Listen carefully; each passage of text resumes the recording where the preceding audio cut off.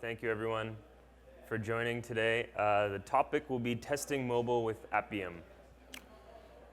So, pretty much every presentation has to start with a token me slide, so here's mine.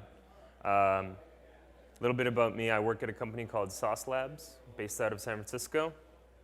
I'm in charge of the mobile team, so I deal with setting up a cloud, allowing customers to run various types of tests on different mobile devices. I live in Vancouver in Canada, and because I'm Canadian, it's basically my civil duty to say that I like drinking beer and watching hockey, especially combined together. And since my team is eliminated out of the playoffs, I basically have no choice but to cheer for the Flyers, so go Flyers. So I was here last year. Philly ETE 2013 was awesome, and I'm really happy to be back. And it's kind of funny looking back at it because my topic hasn't changed. Last year I spoke about testing hybrid applications on various mobile devices, and this year I've kind of broadened the topic a little bit. And let me tell you, things have changed a lot in the last year, and things are looking much better for mobile testing, so that is a good thing. Testing means a lot of different stuff to a lot of different people. So I always like to get a sense of the crowd. Who here is a developer, a designer, or part of a team that creates applications? Okay, almost everyone. That makes sense. It's a technology conference after all. Who tests their app? Okay, all hands. Good. Does anyone do manual testing, like clicking through a desktop or an app or on a mobile device or otherwise? Yes, I see some forlorn hands being raised. That's okay. What about automated testing? Kind of, but still a lot of hands. Okay, cool. So the type of testing I'm talking about is almost purely the automated kind. And the evolution of how people have been testing software is really interesting. I won't be going too much into it. I just want to cover the basics.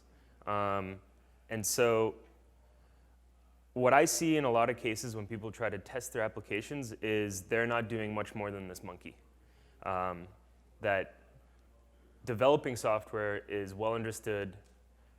We have lots of different processes, frameworks, IDEs that help us do that. But testing is a lot of a harder topic. And I think it stems more from kind of a discipline than anything else. So what I want to cover is, just in these first few slides, is kind of why should anyone care about testing. To me personally, I think the biggest embarrassment that I can easily recall in my software development career is like being called out on a regression. So does everyone understand what a regression means? Okay, I'll just briefly summarize it. It's like you write code for your software version A, and then a bug creeps up, so you patch it in version B, and then somewhere along the line you release version C, and the original bug that appeared in version A shows up again. So regressions, actually, you can eliminate them pretty easily, and testing comes in here. So I'm not talking about manual testing, although you can eliminate them with that, but I'm talking about something that will also make you more efficient in developing your product. So essentially, the discipline comes down to every time a bug shows up, you write a test for it. And then every time you make a code change, you run your tests. And what happens over time is you get a growing set of tests as your product evolves. And you can run that suite against your product at any time to make sure that that bug that you patched and wrote a test for never shows up again. So this is kind of a really formal, constantly marching approach to making better software. You'll never regress this way. And then we can take this process one step further and integrate it into literally how we develop software, hook it into source control, hook it into how we deploy our product, hook it into how we build our product. And what you end up getting is this kind of continuous feedback loop from the moment you make a change to your software to running your tests to seeing whether your tests pass, and then continuing that loop again. So this is kind of what my company strives to enable everyone around us to do, is to use continuous integration and to make your own products better by doing testing properly. So testing desktop websites has been a pretty well understood area for many, many years now, mostly because of this one project called SELENIUM. Has everyone heard of SELENIUM? Yes? Okay, cool. It's a fairly complicated system. It's an open source, essentially, specification. There's no real software, individual software project behind it. It's more of a collection of different software projects that make up the SELENIUM ecosystem. And so taking advantage of this system for testing your desktop websites, different companies have been doing that for a long, long time now. But the same case on mobile is a lot harder. SELENIUM on mobile is a very new thing, and I'll be talking about that more and more as we go through. But a lot of different companies have tried to create different approaches to solving this problem. Among them, the concept of renting a time from a third-party service so that you can manually interact with it to run your tests, make sure your application installs properly on it, what have you. Examples of these types of services are Perfecto Mobile and Device Anywhere, where you can essentially think of it as a webcam sitting on top of a device like this, and you somehow interact with it and you see how the device reacts. So it works in terms of covering your breadth of different devices that your application might be targeting, but it's still no different than that monkey that we originally showed. So the automation landscape for mobile has actually just recently become a lot better, but if you asked this question a year ago, you wouldn't have many options, and most of them would be proprietary.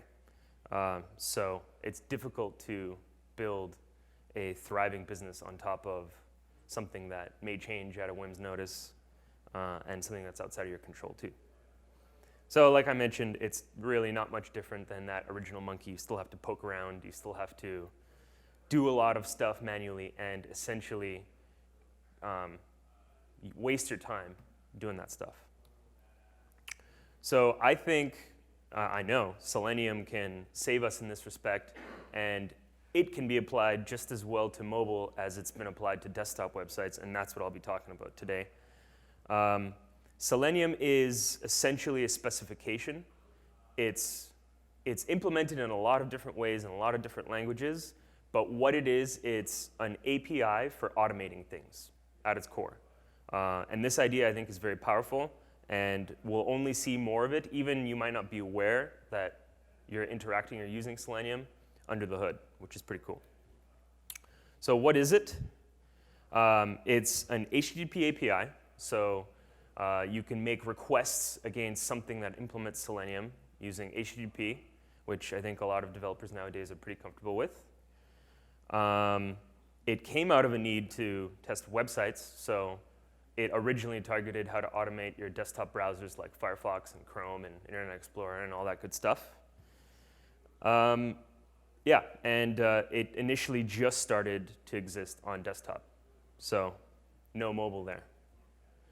And this is sort of an overview. Hopefully everyone can see this all right. This is an overview of what SELENIUM does. I'm going to start from the right and work my way left. So your application, classically a website, but that is now changing as well, gets installed onto a device or loaded in a browser, and some bit of software called a driver is able to automate that vehicle in some way. So there are drivers for, say, Internet Explorer on Windows, 7, that can load a particular URL in Internet Explorer and then click on particular elements and scroll up and scroll down and do anything that really your users would be doing with your product. Then there's a server that sits in front of this driver, and this server implements that SELENIUM HTTP spec. So the server generally it's implemented in Java, the popular one that kind of everyone mostly uses, but that's not really important. What's important is that it fulfills this promise of that HTTP API, that spec. It follows that spec. That's what's important. And why is that important? Because then you can swap out the implementations for the drivers and the server and still know that your tests that are communicating with this API will work and run as desired. And finally, on the left is your test script. So there's still some work involved in setting up automated testing. A lot of it boils down to writing a series of commands. There's a variety of different languages that you can do this. But you're basically instructing, commanding, automating the driver to do different things, usually while it's testing or placing your product under load.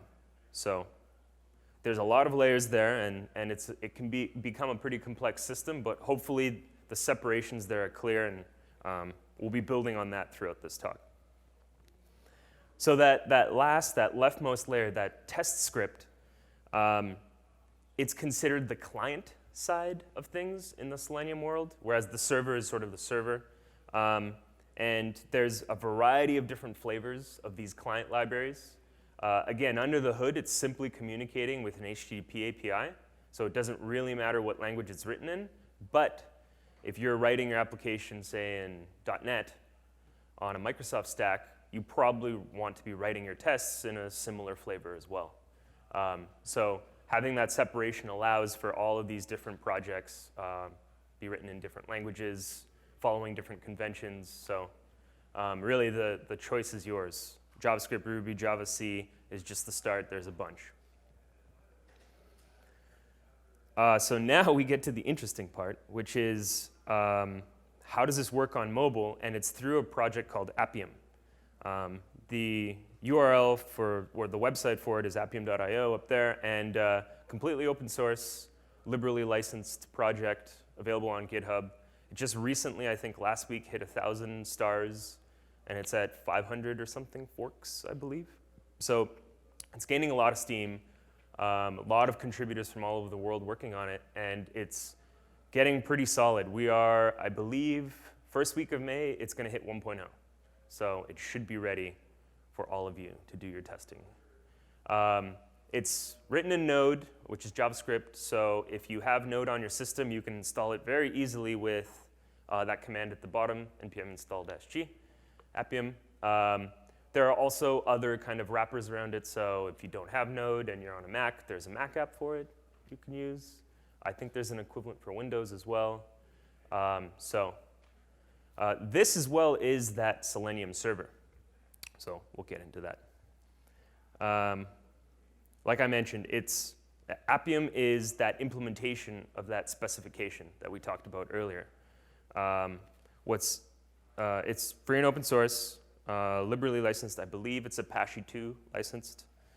It supports that concept of the driver. So there's 3 different drivers that it works with.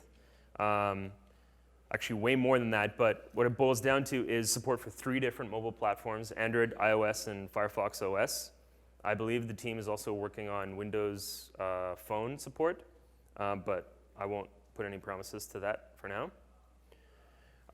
And this is my favorite part, is that not only does it work with browsers to test your websites on the mobile browsers, but it works with hybrid applications as well as fully native applications. Which is really cool. All types of apps? Why, yes, Phil, that's right. That was my dumb joke. Anyways, Selenium is evolving. So this specification that Selenium kind of encompasses, that tells the browser how to load a page, how to scroll down, how to click on stuff, the requirements for automating applications are changing now. And mobile, I think, is the best example. Because you might need to do other things now when you're in the context of a browser on your mobile, such as dismiss a security dialog, or maybe you need to check something showed up in your notifications bar, or maybe you need to pinch zoom something. So these types of interactions, in the original version of Selenium, no one ever thought we'd ever need to automate this kind of stuff. So the spec hasn't really accounted for it.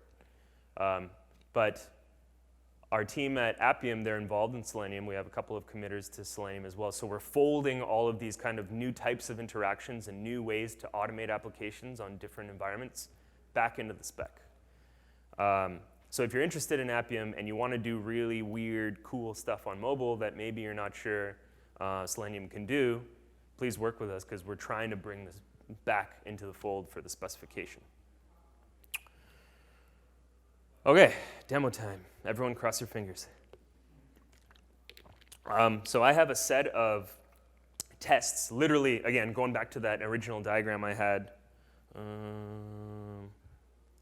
I have a set of test scripts, that leftmost side, in a GitHub repository down at the bottom there. So feel free to check it out and clone it down if you want to play around with Appium. So let's see what happens. I'm going to bump up the font here a little bit, especially on this side. So I have a set of tests here. I'll be showing a couple of them for you.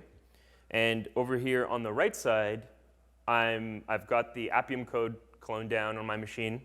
So I'm going to run it. And what happened now is that Selenium compatible server is now ready to go and willing to accept commands to do stuff.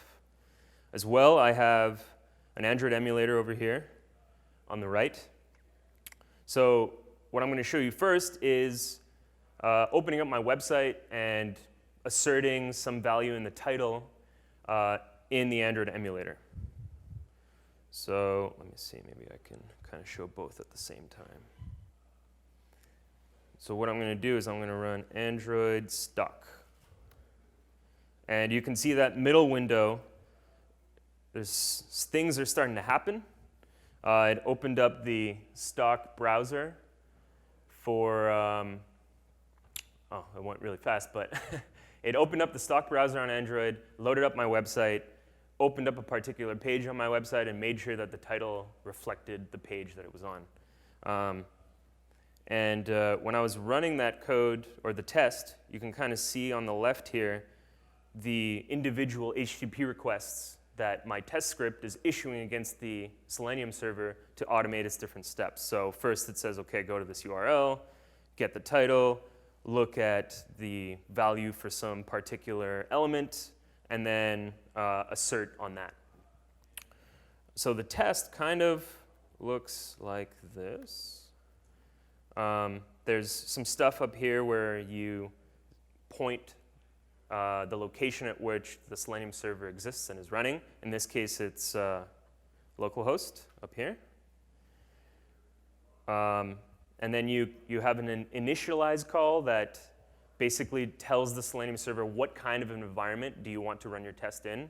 And I got stuff in there like the browser name and what is the application called. The platform, you can ignore it, but it's a remnant from the time when you would run your test on, say, Linux, Firefox, or Windows Internet Explorer. So you can kind of mix and match all these different, they're called capabilities in the Selenium world. And then finally, beautiful nested pyramid code of JavaScript that is kind of issuing commands to the Selenium server. And this is I'm using a node library that wraps all this Selenium stuff. It's called WD.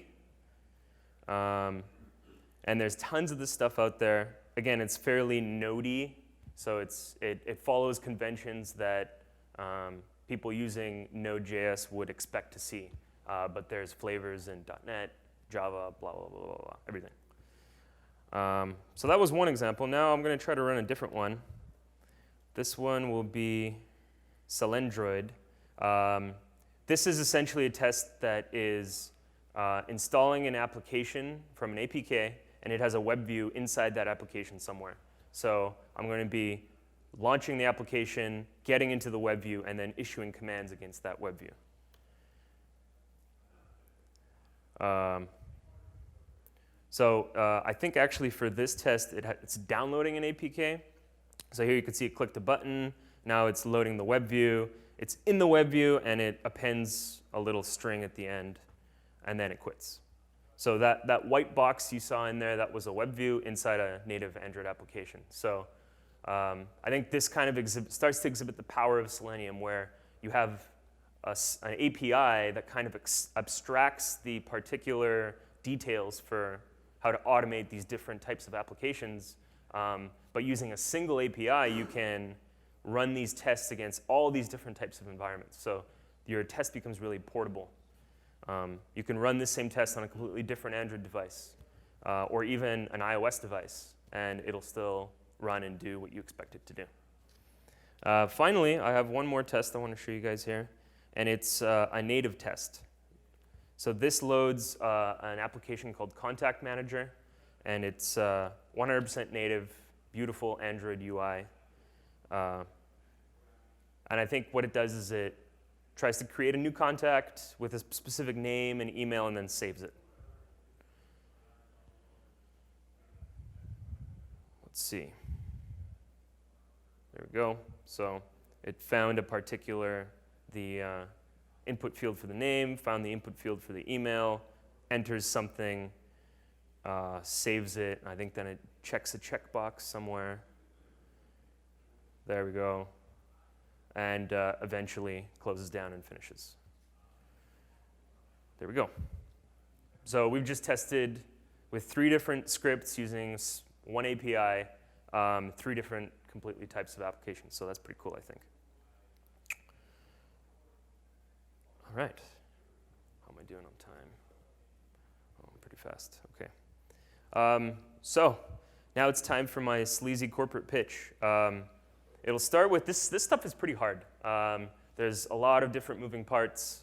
The server is kind of this obtuse, large project on its own, and there are problems that can come up with it, let alone trying to manage, say, a Windows VM as well as a Mac VM as well as a Linux VM and testing all the different types of browsers and environments you can run your website or app against. So why not just let us do that work for you? So saucelabs.com is a website that allows you to issue these same Selenium commands, but instead of pointing it at localhost, where you're running your own Selenium server, you point it to saucelabs.com, and you're issuing commands against a Selenium server that lives in the cloud. And you leave the infrastructure problem to us. So right now we've got over 300 operating system and browser combinations on combinations that you would never want to set up on your own time, like Windows XP with IE6. Yes, this is something you can target and test against if you so wish, although you will probably go insane.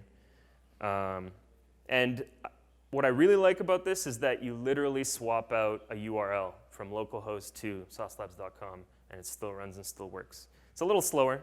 Obviously, there's network lag, and there's a cloud, and we have to spin up VMs as soon as you ask for a test. So there's some kind of a lag there compared to actually running it all locally yourself. But I think it kind of reduces the cognitive load for a lot of this testing stuff and lets developers get back to writing code. So I'll show the demo for Sauce Labs-y stuff. So which one? I was going to do the native test. So let's open this up. I've got this JSON file that stores all my Sauce Labs credentials. Essentially, it's URL, port, your account name on the website, and you get this key, this like access key thing. So I feed all of those into the remote call. So basically telling my client library, hey, where does the Selenium server exist? Where does it live? How do I talk to it? Other than that, the test is pretty much identical. I have to do a few more things like specify the version of Android that I'm interested in running, which I wouldn't have to do locally because I'm already running an Android emulator. But now, if I go to saucelabs.com to my account, please Wi-Fi work well. So this is, once you have an account here and you log in, this is kind of your test matrix, your job matrix, all of previous tests. So now when I run Sauce UI Automator, it should start to talk to this remote Selenium server out in the cloud. There it is. You can see it's running. And the cool thing is we can totally creep on it while it's doing its thing.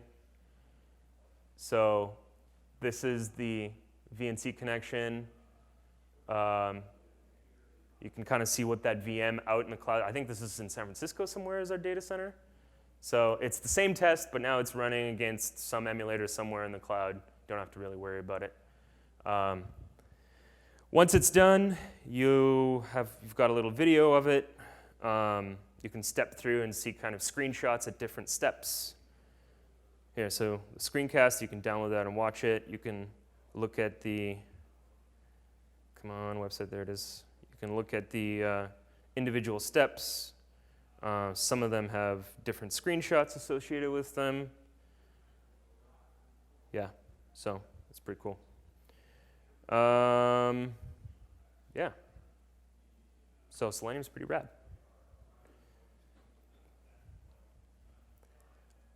Whoops, wrong.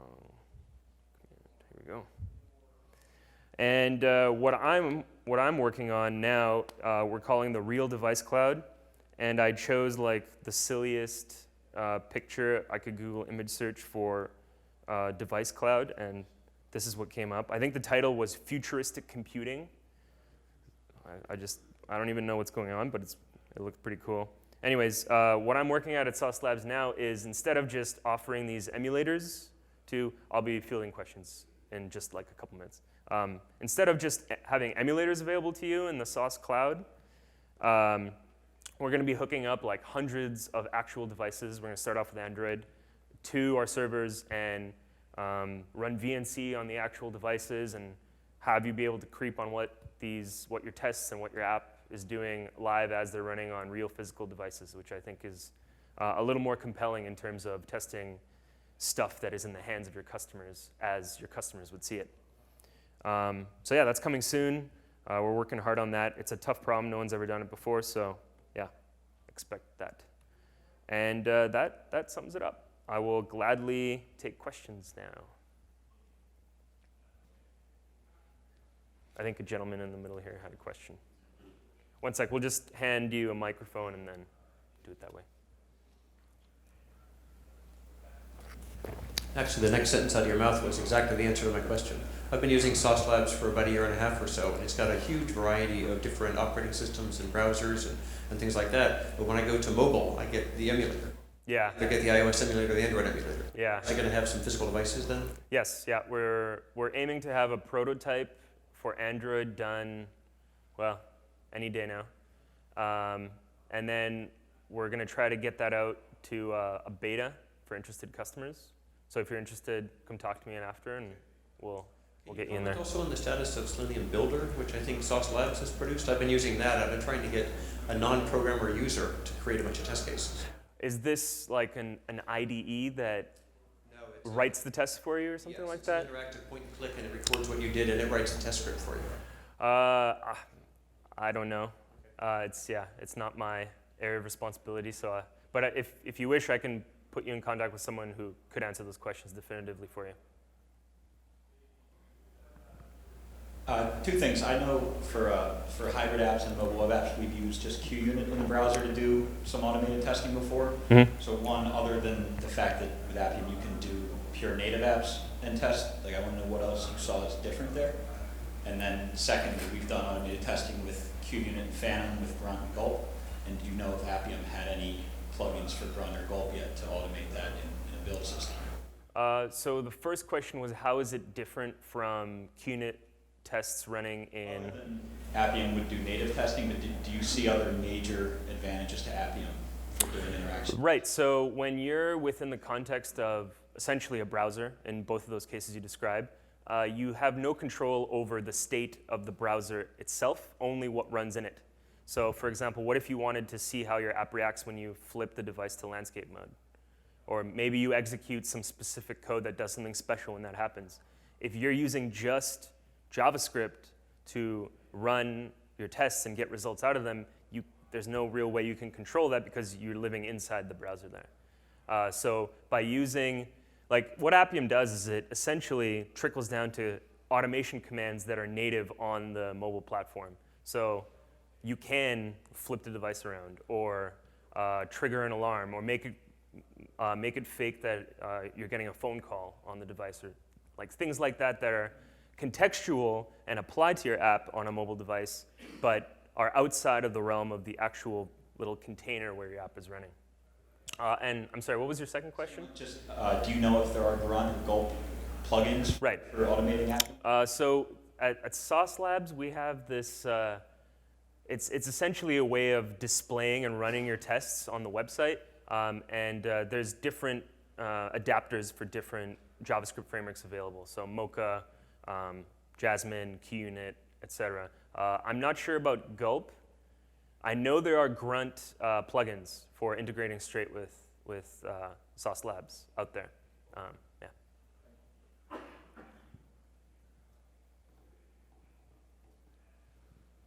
So kind of one of the things you went through through your demos, like the Android emulator was pretty systemic through the entire thing.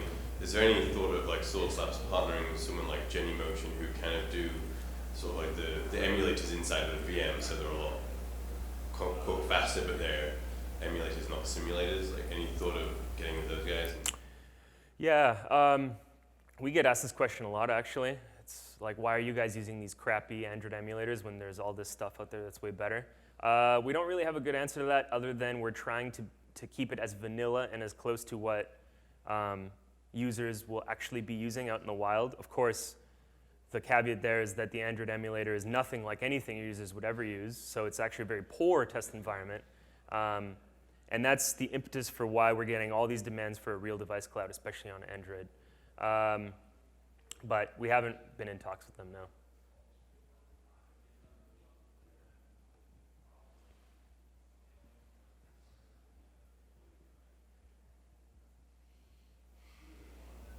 Since the tests that you'd be writing for the old Selenium are running against the same API as Appium, could you just swap it out for using Appium all the time? Yep, as long as your target is a mobile device, because that's all that Appium knows how to talk to. So it only knows how to talk to different flavors of the automation frameworks on Android, iOS, and FirefoxOS right this time. So like you wouldn't be able to use Appium to automate Firefox on a desktop. You would have to use a Selenium server that, that still delivers on that promise of the Selenium specification, but it drives something else. Would there be any gotchas that you'd have to watch out for going from, say, Chrome on a desktop pointing at a website to going to Appium with, Android pointing at like an installed app? Yeah, I mean, the contexts there are different. So like the difference between how a user interacts with a browser versus how they interact with a native app is pretty significant. The biggest one, I think, is the URL. So most Selenium tests testing against the browser, the very first command that's issued is go to this URL, whereas that's not really an applicable command for a native app. So yeah. The Selenium API, unfortunately, hasn't abstracted those kind of differences yet, although I don't see why not. We certainly could. I think it's really applicable for hybrid applications, for example. So yeah, in the case that, for example, you have a website in the wild, and you reuse the code base for that website to create a hybrid application and deploy on native platforms, you'd have to tweak the tests a little bit to get into the context of the web view inside the larger native app. But it seems like it's such a common thing that this is something you could probably build a little bit of tooling around. So I think that's worth exploring. Any other questions? Okay. Thanks a lot for listening.